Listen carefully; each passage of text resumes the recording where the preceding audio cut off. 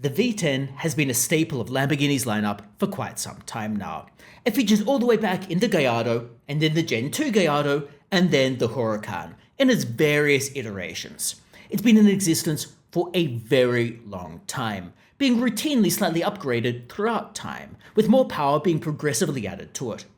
However, now we appear to be at the end of the V10 for Lamborghini, with Lamborghini inching toward the replacement for the Huracan, and details are starting to trickle out. And we're getting some interesting and possibly quite exciting details of what the engine is going to be. So I thought, as someone who has owned two Lamborghinis, I'd go over what details we have so far and what I think about the Huracan replacement, at least what we know so far anyway. And if you've got any thoughts about Lamborghini's move toward hybridization, the move away from the V10, well, let me know that in the comments below. So let's start off with what is going on with the name of this car. At the moment, well, we don't really know, but Lamborghini has suggested it will continue in the bullfighting tradition that has been inherent in Lamborghini's cars. There are rumors that it's going to be called the Temerario, or something along those lines. I probably butchered the pronunciation, but that's what we've seen reported because Lamborghini filed some patenting and protection for that name, and therefore it is likely to be that, since we don't have another car coming out for Lamborghini. Now, in terms of the engine, which is probably the biggest update at the moment, we've got some details about this. It was widely speculated that Lamborghini would replace the V10 with a V8 of some description, in part because of emissions-related requirements, and in part because a V8 was going into the Urus, so there'd be some streamlining and perhaps some economies of scale between the two vehicles. And now it appears we've got some confirmation of this. The 5.2-litre V10 is gone, and in its place, we have a 4-litre twin-turbo V8. Now that might sound a little bit less exciting, and I'm personally a little bit less enthused about the V8 than I was about the V10, in large part because the V10 was just unusual. You didn't get many V10s at the moment, but you've got quite a few V8s. Even if many manufacturers are decreasing engine sizes, there still are V8s, whereas there's really no other V10s, or very few. But what we do know about the V8 does look a little bit exciting. Like I've said, it's a 4-litre twin-turbo V8. In the past, you would have to put twin turbos onto your V10 to get that, so I guess at least they're doing that out of the factory. Furthermore, it is a plug-in hybrid. Exactly how this plug-in hybrid is going to be configured isn't totally clear, at least as far as I can tell. However, it appears that it is going to be likely like what is going on in the Revuelto, which probably is going to help it to get its power down to the road and help deal with some of the issues that are often going to arise in any of these engines. For example, there's been common issues in the Gallardo, and to a much lesser extent the Huracan, that would get bogged down at low RPM. So the hybrid system helps to get around this. I assume they're going to implement it similarly to the Revuelto. It is also going to inherit the transmission from the Revuelto, so that seems to be likely that there'll be some cross-pollination between the two. Now, in terms of the total output, we're getting some mixed reports about this. It looks like it's going to be about 789 horsepower. However, again, like I've indicated, there's some conflicts about this. I've seen it reported that's just the figure for the V8. However, I've seen other reports that's the total figure. So I don't know exactly what it is at the moment.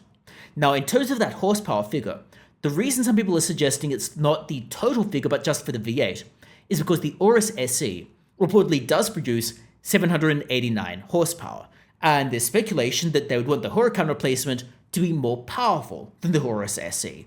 I'm not sure whether that speculation is really grounded in reality, but that's at least something that I've seen. Furthermore, the 296 from Ferrari, well, is producing over 800 horsepower, and one might speculate that Lamborghini doesn't want the Huracan replacement to be less powerful than the V6 plug-in hybrid from Ferrari, and therefore that 789 figure might just be for the V8 engine. However, again, that hasn't really been confirmed at the moment.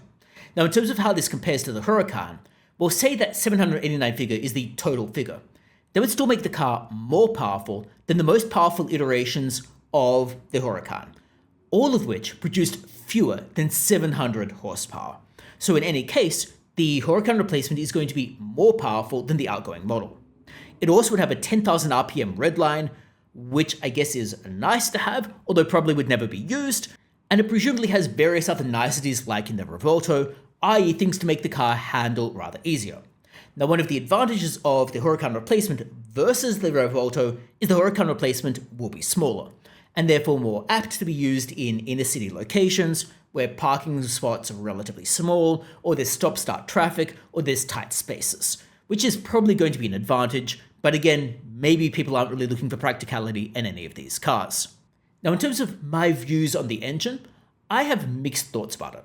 I did like the V10, and it was nice in the Gallardo. However, in the Gallardos, it did have a tendency to get bogged down at low RPMs. This became much less of a problem in the Huracan with its dual-clutch transmission. However, still there were reports that it wasn't totally perfect and could be improved upon. So the hybrid system might help. The hybrid system might also help to make the car more powerful, which is nice to have, I guess. My main concern about the hybridization is really about cost of ownership and maintenance. So for example, the hybrid system is going to have batteries in it. The question is then, well, where exactly are those batteries? How easy is it to access them? How quickly do they wear out, and how do you replace them if and when they wear out? Because these cars presumably are not going to be treated as disposable, you're going to want to be able to replace those things. Whereas in the past with the Gallardo, for example, you could replace a clutch and that would be, say, 10,000 Australian dollars where I am, and you'd do that every few years, and it was relatively reliable otherwise. With batteries, they tend to be super expensive, and it's not totally clear that they're very accessible, meaning the cost of servicing might go up in addition to the cost of parts. Similarly, when you've got the electric motors in addition to the V8 motor, there's possibly more things that can go wrong. Now, I know a lot of people talk about electric motors having fewer moving parts than an ICE. However, you still have connections, you have things that can wear out in an electric motor. So it's not as if there's no maintenance at all. And therefore, I don't know what the ownership experience is going to be like. In addition to this, I don't know exactly what the depreciation schedule is going to be like on these either, because with many of the electric cars, and to some extent the hybrids, there are some depreciation issues as that technology is to some extent in its infancy to some extent and is rapidly improving. So you do of course face the issue that if technology rapidly improves in that space, then you might get some obsolescence and then you might get some value related issues. We have, for example, seen many electric cars really tank in value.